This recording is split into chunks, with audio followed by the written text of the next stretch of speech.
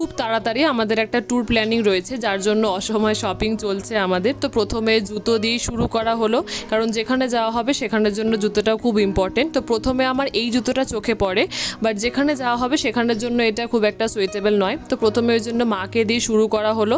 বেশ অনেকগুলো দেখতে দেখতে মায়ের এই শ্যুটা বেশ পছন্দ হলো। আর অনেস্টলি এর আগে মা কোনো দিনও শ্যু জিনিসটা পরেনি, এই ফার্স্ট টাইম। তো মায়েরও পরে বেশ কমফোর্টেবল লেগেছে। খুব হ্যাপি।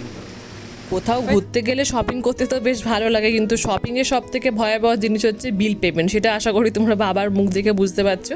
তো আমাদের এখানে শপিং কমপ্লিট। এবারে আমাদের কিছু হেভি উইন্টারের কেনাকাটি করতে হবে, তার জন্য আমরা এই দোকানে ঢুকলাম ওই টুকটাক কেনাকাটি করার জন্য।